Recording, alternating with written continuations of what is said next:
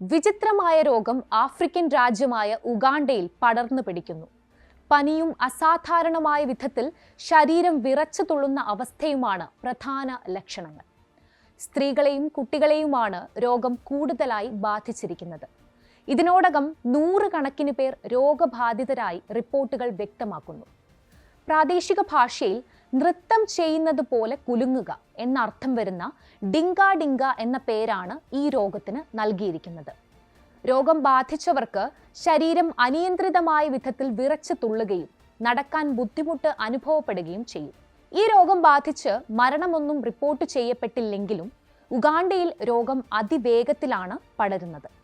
ആരോഗ്യ മേഖലയിൽ പ്രവർത്തിക്കുന്ന അധികൃതർ രോഗത്തിന്റെ കാരണം കണ്ടെത്താനുള്ള തീവ്ര ശ്രമത്തിലാണെന്ന് പ്രാദേശിക മാധ്യമങ്ങൾ റിപ്പോർട്ട് ചെയ്യുന്നു.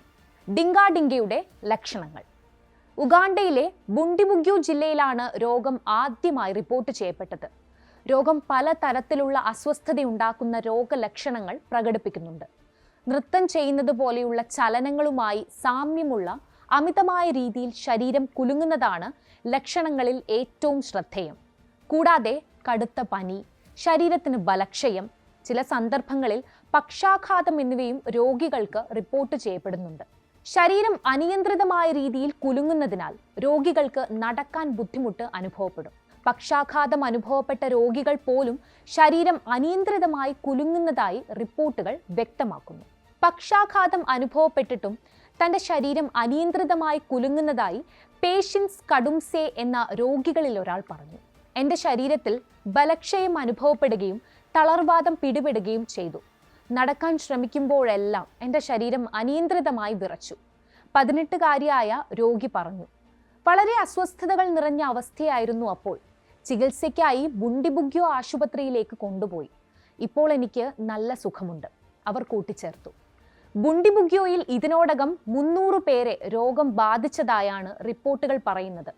2023 തുടക്കത്തിലാണ് ഈ രോഗം ആദ്യമായി റിപ്പോർട്ട് ചെയ്തത്. എന്നാൽ രോഗം പിടിപെടാനുള്ള കാരണം ഇതുവരെയും കണ്ടെത്താൻ കഴിഞ്ഞിട്ടില്ല. ഇത് കണ്ടെത്താനുള്ള പരിശ്രമത്തിലാണ് ലബോറട്ടറികൾ. കൂടുതൽ വിശകലനത്തിനായി സാമ്പിളുകൾ ഉഗാണ്ടയുടെ ആരോഗ്യ മന്ത്രാലയത്തിലേക്ക് അയച്ചിട്ടുണ്ട്.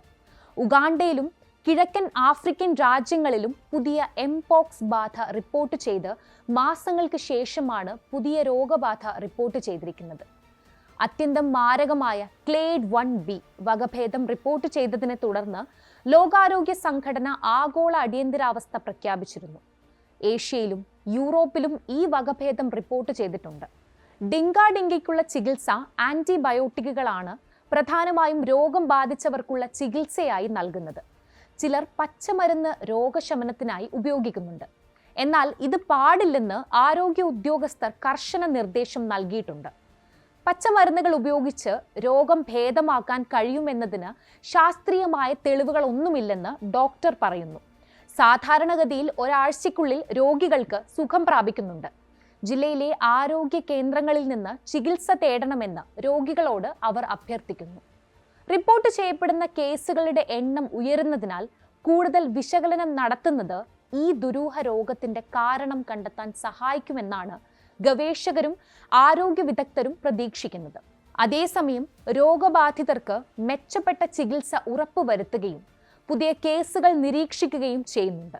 ഉഗാണ്ടയുടെ അയൽരാജ്യമായ ഡെമോക്രാറ്റിക് റിപ്പബ്ലിക് ഓഫ് കോങ്കോയിൽ മറ്റൊരു നിഗൂഢ രോഗവും റിപ്പോർട്ട് ചെയ്യപ്പെട്ടിട്ടുണ്ട്.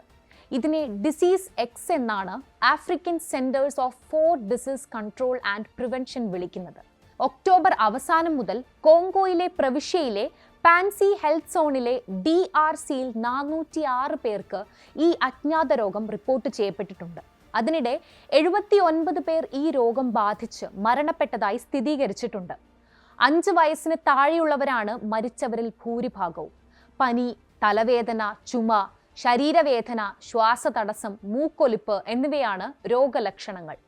പോഷകാഹാരക്കുറവും വിളർച്ചയുമാണ് ബാധിച്ചവരിൽ രോഗം ഗുരുതരമാകുന്നത്.